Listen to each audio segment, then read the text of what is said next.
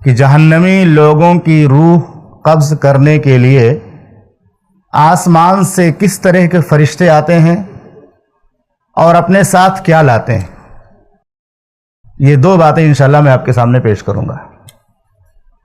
اللہ کے نبی صلی اللہ علیہ وسلم کی حدیث ہے، مسند احمد کی 18558 نمبر کی۔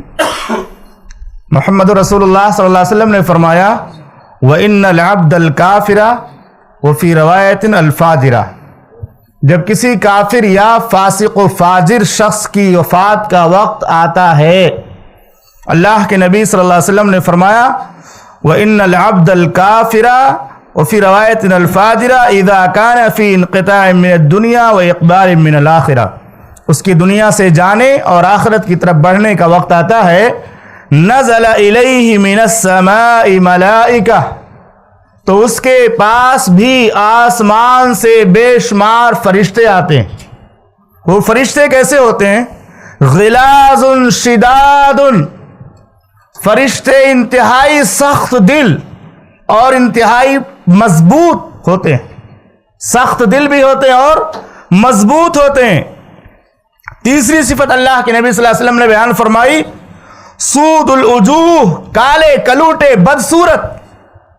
پہلی صفت سخت دل، دوسری صفت انتہائی مضبوط اور طاقتور، اور تیسری صفت کالے کلوٹے بدصورت۔ اور اس کے بعد اللہ کے نبی صلی اللہ علیہ وسلم نے فرمایا وَمَعَهُمُ الْمُسُوحُ مِنَ النَّارِ، اور ان کے پاس جہنم کا بدبودار ٹاٹ ہوتا ہے، فَيَجْلِسُونَ مِنْهُ مَدَّ الْبَصَرِ، اور وہ سارے کے سارے فرشتے جہاں تک اس کی نگاہ جاتی ہے بیٹھ جاتے ہیں۔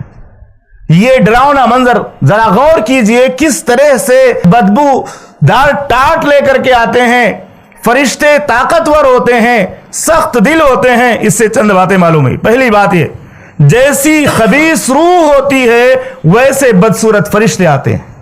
دوسری بات یہ، جیسے شریر اور نافرمان اور سرکش لوگ ہوتے ہیں، ان کی وفات کے وقت اسی طرح جلاد قسم کے فرشتے آتے ہیں۔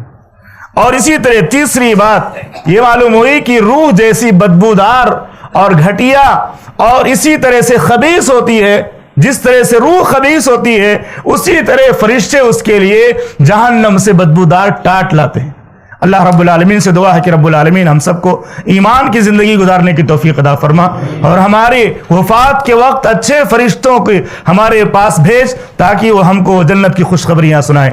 رب العالمین ہم سب کو ایمان کے ساتھ موت نصیب فرما، آمین، و صلی اللہ علیہ نبی الکریم، السلام علیکم۔